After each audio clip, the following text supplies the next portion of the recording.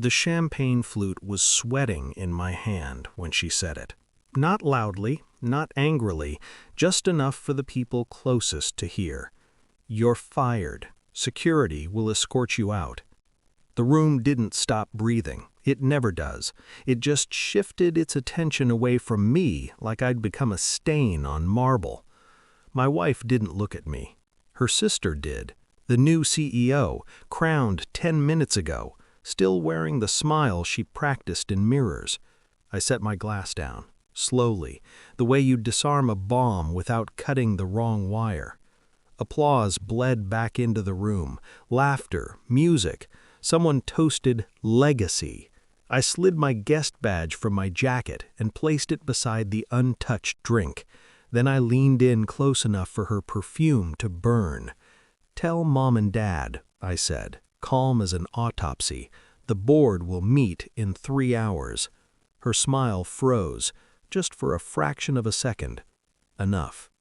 I'd known something was wrong long before that night. Not suspicion, not paranoia, recognition.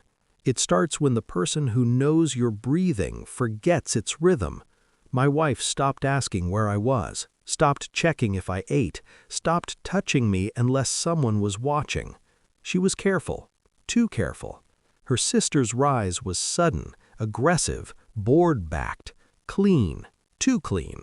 I'd built the infrastructure that kept this company breathing, quietly, invisibly. I knew where every vein ran, who depended on which artery, and yet meetings happened without me. Decisions were made in rooms I designed but was no longer invited into. The looks changed first, shared glances, private jokes that died when I entered. My wife started sleeping with her phone face down, charging it in the bathroom. When I asked, she smiled, soft, practiced. "You're imagining things." I stopped asking questions after that, because denial is loud. Silence is a confession waiting to be decoded. I didn't confront anyone. I audited. Phone records, calendar discrepancies, a shared Dropbox folder misnamed as legal templates. I watched patterns the way predators do, patient, distant, unemotional. Her sister's executive assistant logged late nights that didn't match payroll. My wife's car left our driveway at 10:47 p.m. on Tuesdays, returned at 1:12 a.m., always Tuesdays. I rerouted email backups, restored deleted threads, found hotel invoices paid through shell vendors I'd set up years ago to protect the company. Irony is precise. They used my safeguards to hide from me.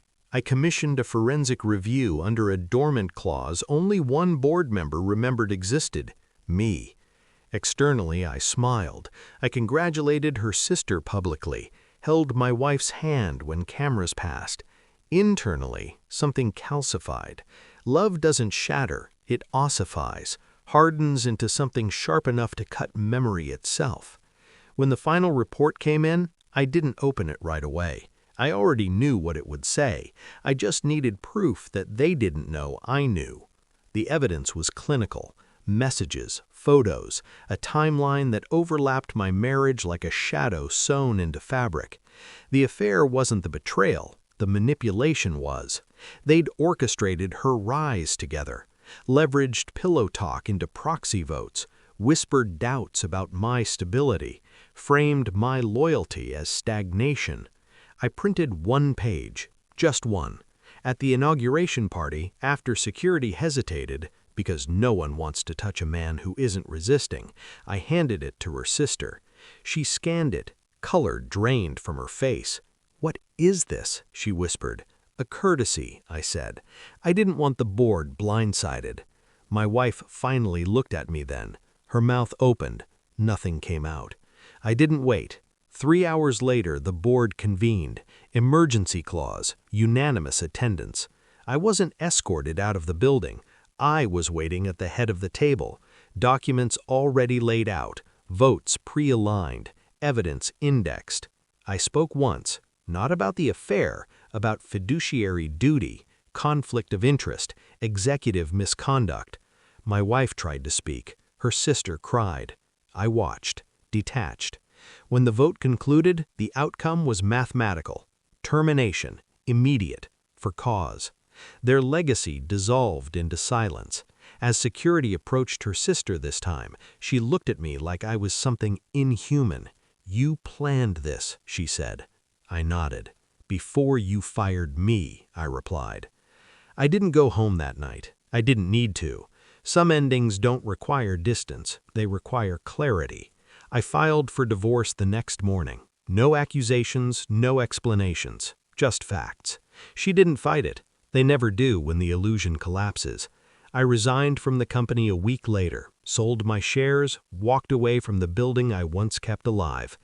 Power isn't possession, it's knowing when to let the fire burn itself out.